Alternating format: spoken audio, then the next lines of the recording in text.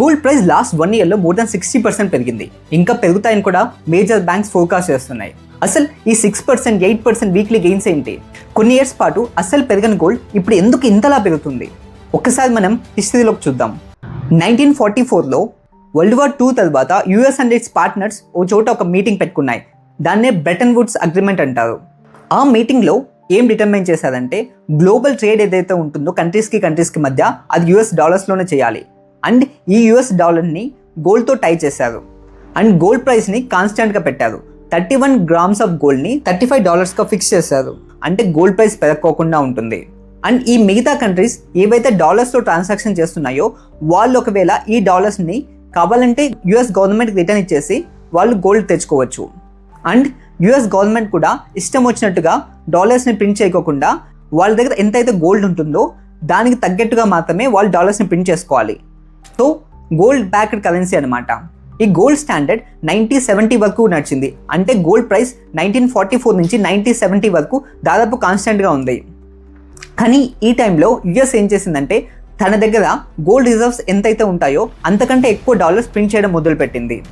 ఎందుకంటే వాళ్ళు ఆ టైంలో వియత్నాం వార్లో ఉన్నారు, ఓ పక్క కోల్డ్ వార్ నడుస్తుంది.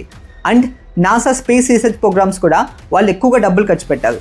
దీనికోసం వాళ్ళ దగ్గర ఉన్న గోల్డ్ రిజర్వ్స్ కన్నా వాళ్ళు ఎక్కువ డాలర్స్ ప్రింట్ చేసుకున్నారు. ఈ విషయం అర్థం చేసుకున్న మిగతా కంట్రీస్, ఎస్పెషల్లీ ఫ్రాన్స్, మీ డాలర్స్ మీకు ఇచ్చేస్తాం, మాకు గోల్డ్ ఇచ్చేయండి అని చెప్పి అడిగింది. కానీ యుఎస్ ప్రెసిడెంట్ అయిన నిక్సన్ ఏం చేశాడంటే ఇప్పటి నుంచి మేము గోల్డ్ స్టాండర్డ్గా ఉండబోము అండ్ మీరు ఇచ్చే డాలర్స్కి మేము గోల్డ్ ఇవ్వబోము అని చెప్పి డిక్లేర్ చేశాడు. సో యుఎస్ డాలర్ దేన్ని బేస్ చేసుకోలేదు, దాన్ని ఫియాట్ కరెన్సీగా డిక్లేర్ అయింది. ఫియాట్ కరెన్సీలో ఎలా ఉంటుందంటే వాటి యొక్క కరెన్సీ దేన్ని బ్యాక్ చేసుకుని ఉండదు. అంటే వాటి యొక్క గవర్నమెంట్స్ వాళ్ళకి ఎంత డబ్బులు కావాలంటే అంత కరెన్సీ ప్రింట్ చేసుకోవచ్చు. ఈ ఫియాట్ కరెన్సీ వల్ల కొన్ని అడ్వాంటేజెస్ ఉన్నాయి. వాటి యొక్క ఎకానమీస్ని కంట్రోల్ చేసుకోగలవు. కానీ డిసిప్లిన్ లేకపోతే ఓవర్గా డబ్బులు ప్రింట్ చేసుకొని ఆ డబ్బులు వాల్యూవే లేకుండా కూడా పోవచ్చు. ఫర్ ఎగ్జాంపుల్ వెన్సువేలా కావచ్చు, జింబాంబే కావచ్చు, వాళ్ళు అధికంగా డబ్బులు ప్రింట్ చేసుకొని ఆ డబ్బులకి వాల్యూ లేకుండా చేసుకున్నారు. కానీ ఇప్పుడు ఎందుకు గోల్డ్ ప్రైస్ మరి ఇంతలా పెరుగుతుంది?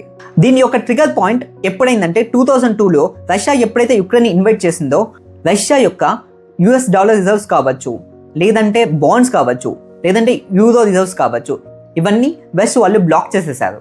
అప్పుడు మిగతా కంట్రీస్కి అన్నిటికీ అర్థమైంది, అదే మనం చాలా డబ్బులు యుఎస్ డాలర్ రిజర్వ్స్లో పెట్టుకుంటున్నాం అండ్ యుఎస్ బాండ్స్లో ఇన్వెస్ట్ చేసాం.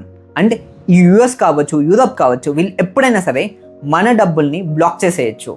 ఇవి అర్థం చేసుకున్న మిగతా కంట్రీస్ గోల్డ్ రిజర్వ్స్ని పెంచుకోవడం మొదలుపెట్టాయి. ఈ సెంట్రల్ బ్యాంక్స్ ఏవైతే ఉన్నాయో అవి టన్నుల కొద్దీ గోల్డ్ని ఇంపోర్ట్ చేసుకోవడం మొదలుపెట్టాయి.